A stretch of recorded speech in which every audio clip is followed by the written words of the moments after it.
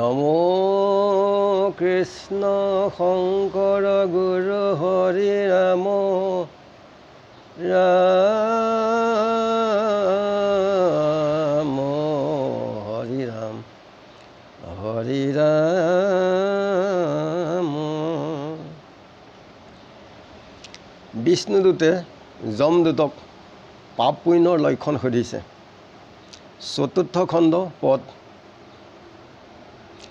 ৰামেতে কবলীয়া যমদূতনী শবদ অন্যে আলোচন্ত চাৰি পাৰি সদ কোনবাৱ ধৰ্মী মহাধৰ্মী নজন একো নজানই পাপ পুণ্যৰ লক্ষণ জানিলহো ইটো তিনি সৌৰভ কৰ ভয়তে বোলাৱে যমৰাজাৰ কি কৰ ভকতক ধৰো কিনো পৰম গান দিলাহি বুলি চাৰি সিদ্ধে সমিধান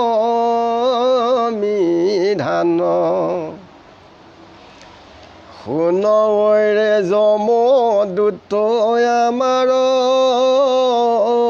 বচন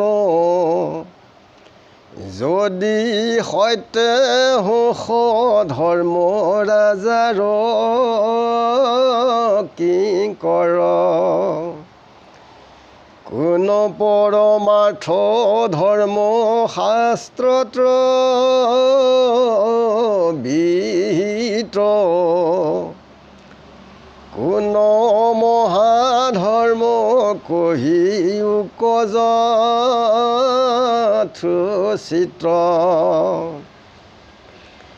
মনুষ্যলোকত তোৰ কাতয়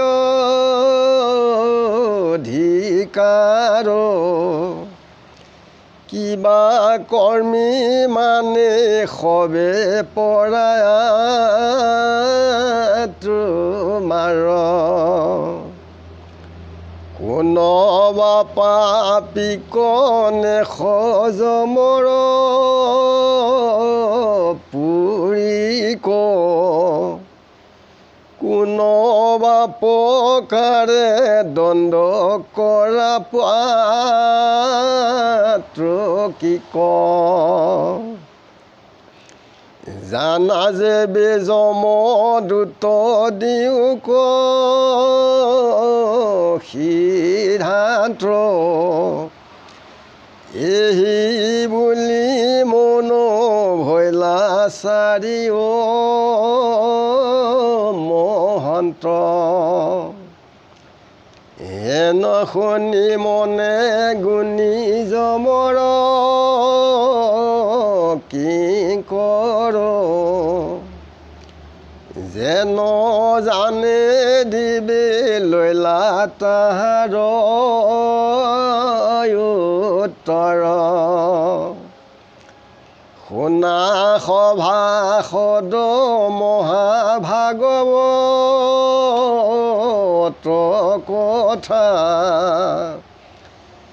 ইহে মনুষ্য জন্ম নকৰিবা বৃথা কেতিখনে ধৰো কালে তাৰো নাহি চিত আৰু কি মনুষ্য হৈবা ভাৰত ভূমিত দেৱৰ বাঞ্চনী ভাৰতত কায়া পুণ্য বলে পাইলাই ঈশ্বৰৰ ভৈল দায়া আকৌ ব্যৰ্থ কৰা কেনে বিষয়ৰ ভুলি বেচা চিন্তামণি জন্ম চাৰকাঞ্চমূলি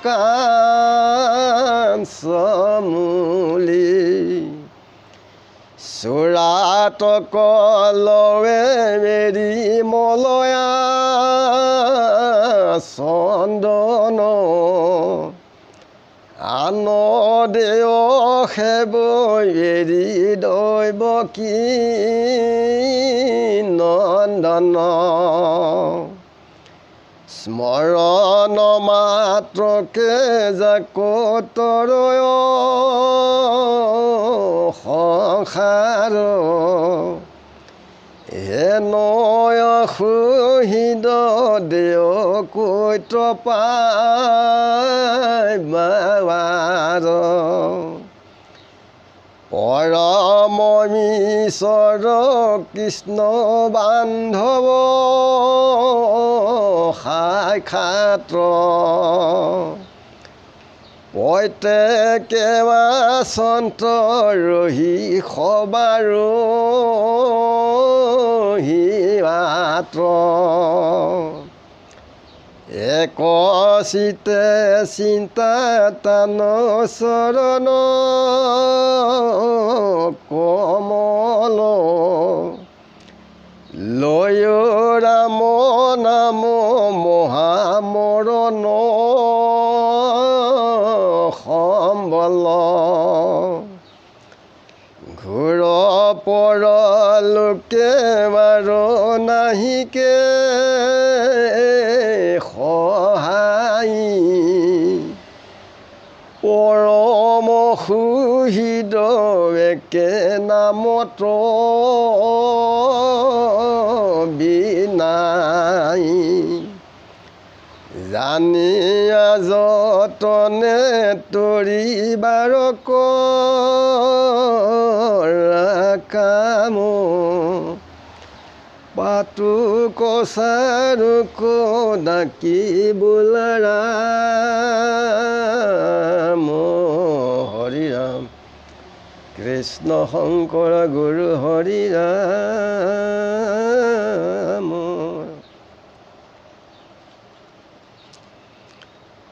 বিষ্ণু দূতেৰে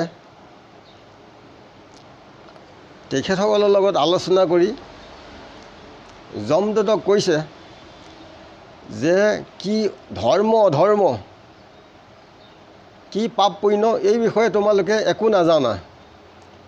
তোমালোক তিনিজন ভয়ংকৰ চোৰ আনৰ পৰা যেনেকৈ মানুহ হৰি পেলাই আনে, তোমালোকে ভয়তে কি কৈছা যমৰ কিংকৰ বুলি কৈছা, অৰ্থাৎ যমৰ চাকৰ। তেতিয়াহে কিজানি সাৰিব পাৰিবা যে ভকতক তোমালোকে ধৰা অজ্ঞান হৈ যে চাৰি সিদ্ধই যমদূতক এনেকৈ উত্তৰ দিছে। আৰু যমদূতক কৈছে যে তোমালোক যেনি সত্য ধৰ্মৰ ৰজাৰ যেনি কিংকৰ হোৱা, যে কোন পৰমাৰ্থ বেদৰ যিখিনি বিহিত পৰমাৰ্থ তত্ত্ব এই মহাধৰ্মৰ বিষয়ে তোমালোকে আমাক কোৱা, যে মনুষ্যৰ লোকত তোমালোকৰ ক'ত ক'ত অধিকাৰ আছে আৰু কি কৰ্ম কৰা লোকসকল তোমালোকে পোৱা,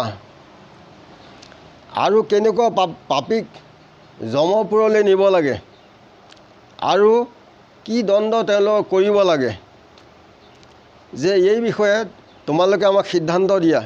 এইবুলি বিষ্ণুদূতে যমদূতক কৈ তেওঁলোক মৌন হৈ ৰৈছে। যমদূতে মনেৰে গুণিছে। ইয়াৰ পাছত তেওঁলোকে উত্তৰ দিব যে ভাগৱতৰ কথা, ইয়াত পৰমাৰ্থ ঈশ্বৰৰ তত্ত্বৰ কথা আমি সকলো মনুষ্যই শুনি এই ধৰ্মীয় পথত আমি আগবাঢ়িব লাগে। এইখন হৈছে ভাৱৰীয়া ঘৰ। ভাও শেষ হ'লেই এই চোলাটো পেলাই পেলাই দৌ লৈ গুচি যাব যমদূতেৰে। যে কোন সময়ত কালে আমাক ধৰে তাৰ কোনো ঠিক নাই। কচুপাতৰ পানী অনাবৰণে নাথাকে, থিৰ হৈ নাথাকে, কোন সময়ত পৰে ঠিক নাই। আমাৰ জীৱটোও তেনেকুৱা, কোন সময়ত কালে ধৰে তাৰ কোনো উৱাদিহ নাই। আমি ভাৰতবৰ্ষত জন্ম লৈ আমি ঈশ্বৰ কৃষ্ণৰ নাম গুণ লৈ আমি আগবাঢ়িলে নিজৰ জীৱটোৰ কাৰণে কুশল হয়। যে যাক দেৱতাসকলে ভাৰতত মনুষ্য জন্ম পাবৰ কাৰণে তেওঁলোকে আকাংক্ষা কৰিছে, যে পুণ্যৰ বলত ঈশ্বৰৰ নাম গুণ লৈ ঈশ্বৰ প্ৰাপ্তি হৈ তেওঁলোক বৈকুণ্ঠ মনুষ্য লোকসকল হৈছে। কিন্তু তেওঁলোকেও এই বিষয়ে বাঞ্ছা কৰে যে ভাগ্যে কৃষ্ণই মনুষ্যসকলক পুণ্যৰ থকাৰ কাৰণে লোকসকলক দয়া কৰিলে। এই দয়া কৰাৰ কাৰণে আমি ঈশ্বৰৰ নাম গুণ ল'ব পাৰিছোঁ। আমি এই সংসাৰত জন্ম লৈ যে বিষৰে ভুলত ব্যৰ্থে যিবিলাক আয়ুস ক্ষয় কৰা হয়, যেনে চিন্তামণি কি কৰিছে, কাছক লাগি পেলাই তাক কি কৰিছে, বিক্ৰী কৰিছে। যে যিটো চোৱাপাত গাত লাগিলে খজুৱাই, সেই চোৱাপাতক মানুহে গাত লৈছে আৰু মলয়া চন্দন কি কৰিছে, ত্যাগ কৰিছে। যে ঠিক তেনেকৈ আমাৰ যিবিলাক ইন্দ্ৰিয়ৰ লালসাৰ, যিখিনি ইন্দ্ৰিয়ৰ সুখ, তাক লৈছে, কিন্তু ঈশ্বৰ কৃষ্ণ দৈৱকী নন্দনক কি কৰিছে, তেখেতক এৰিছে। যে যি ঈশ্বৰ কৃষ্ণই স্মৰণ কৰাৰ লগে লগে এই সংসাৰ দুৰুহুৰ পাপৰ পৰা লোকসকলক মুক্তি দিব পাৰে। তেখেত হৈছে সকলো লোকৰে সহিত পৰমাত্মা স্বৰূপে, তেখেত পিতৃস্বৰূপে পুত্ৰসকলক সকলোকে সমভাৱে চলাই আছে, কাকো তেখেতে হিংসা নকৰে।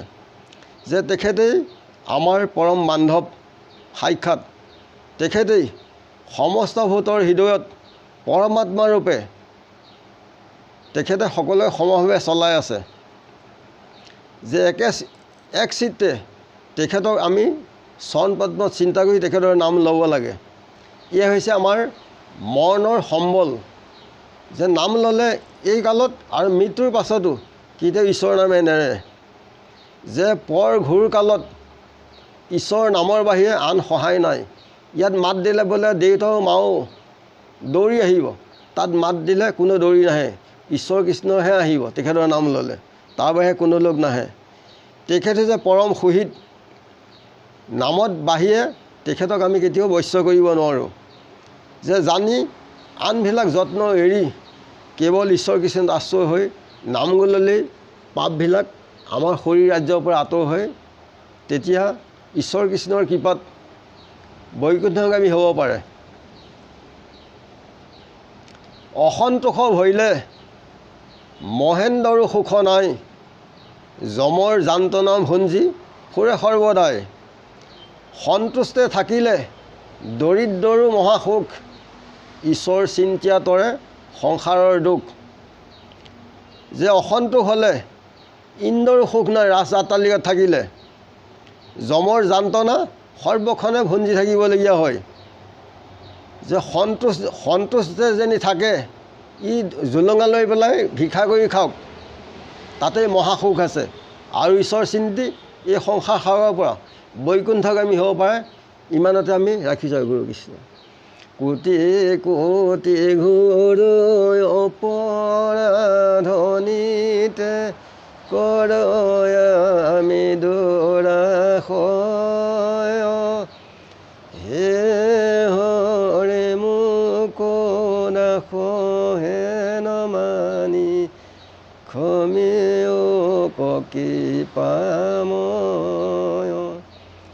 ৰাম ক্ষমেও কৃপাময়। গুৰু কৃষ্ণ সবাৰ চৰণ আমি সিহঁত গুৰু কৃষ্ণ কৃষ্ণ মহান ৰাম ৰাম ৰাম ৰাম কৃষ্ণ কৃষ্ণ কৃষ্ণ।